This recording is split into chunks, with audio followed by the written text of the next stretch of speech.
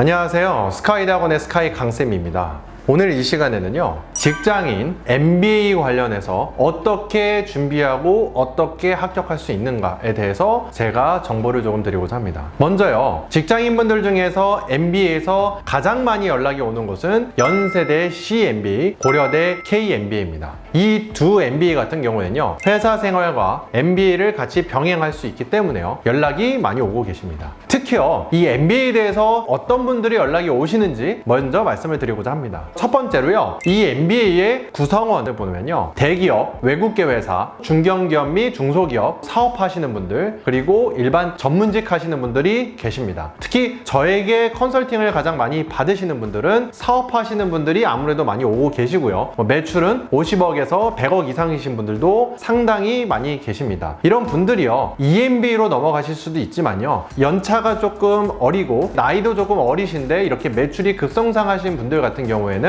CMBA나 고려대 KMBA로 오시는 분들도 많습니다. 실제로 좀 구성원을 보면요, 대기업이신 분들이 아무래도 가장 많지만 이런 분들이 보통 50% 전후로 한다고 하면 외국계 이제 회사도 있고요, 그 다음에 중견계 회사 등등등 있지만 아무래도 전문직이나 사업하시는 분들, 그리고 일반 중소기업 하시는 분들은 비율이 적은 건 사실이고요. 나이나 경력에서 좀 더 보면요, 일반 대기업에서 과장급 이상의, 특히 대기업 내 펀딩을 해주는 제도가 있습니다. 저도 이제 대기업에 한 3년 정도 다녔었는데요, 회사 내에서요, 일반 고려대 MBA를 가신 분들을 모집 공고를 내고요, 거기서 선발된 분들의 경우에는 50% 펀딩을 해줘서 그러한 인재를 고려대 MBA 지원하시거나 연세대 MBA 지원하시는 경우들이 있고요. 이런 분들 같은 경우에는 교수님들이 면접에서도 여쭤보십니다. 아, 어느 회사에서 오셨군요. 혹시 거기에서 펀딩을 받아서 이렇게 오시는 분인가요? 근데요, 물론 이제 일반 대기업, 뭐 삼성이 됐든 현대가 됐든 거기에서 펀딩을 받아서 오시는 분들도 있지만요, 거기에 지원하기까지 보통 업무 경력 연차가 지원 모집 자격이 있거든요. 거기서 되지 않거나 혹은 지원을 했다가도 선발이 되지 않으신 분들도 MBA로 저한테 따로 연락이 오시는 대기업 분들도 상당히 많습니다. 근데요, MBA 같은 경우에는요, 1년 차에서 3년 차이신 분들은 아무리 대기업이라고 하더라도요, 제 생각에는 뭐 연세대나 고려대 이런 CMBA나 KMBA 같은 경우에는 합격하기에는 불가능하다 제가 말씀드리긴 힘들지만 상대적으로 합격하기 쉽지 않은 건 사실입니다. 왜냐면요, 일반 대기업 그리고 관련된 부서 사람들을 무조건 똑같이, 아무리 대기업이라고 해도 그런 구성원들을 다 뽑는 것이 아니라 그런 회사 직군별로 다 분할을 하시기 때문에요, 어떤 A라는 회사에서 이미 대기업 펀딩을 50% 받고 오신 분이라고 하면 거기서 펀딩을 받지 못하신 연차가 낮으신 분들, 이런 분들 같은 경우에는 상대적으로 좀 불리하기 때문에요, 지원을 하실 수는 있지만 정말 다른 부분들을 좀 잘 준비를 하셔서 지원을 하셨으면 좋겠습니다.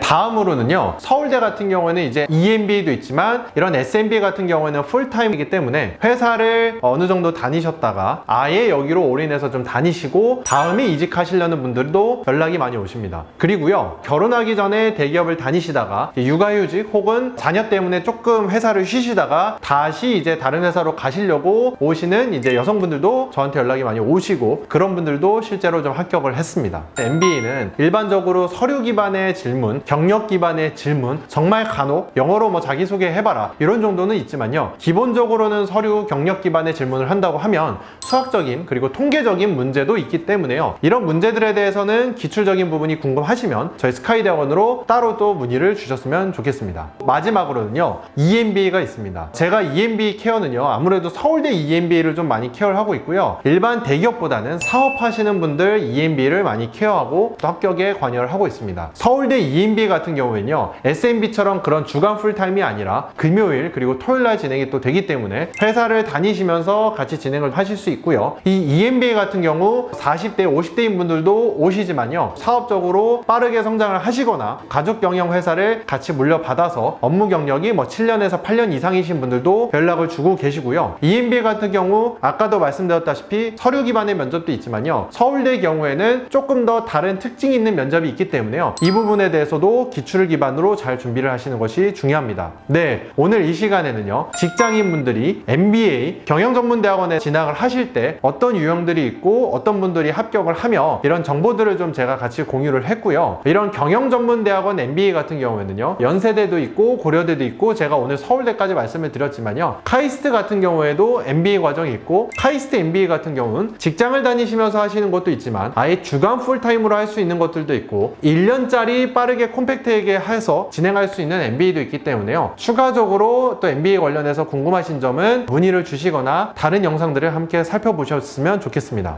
네, 지금까지 스카이대학원의 스카이 강쌤이었습니다. 감사합니다.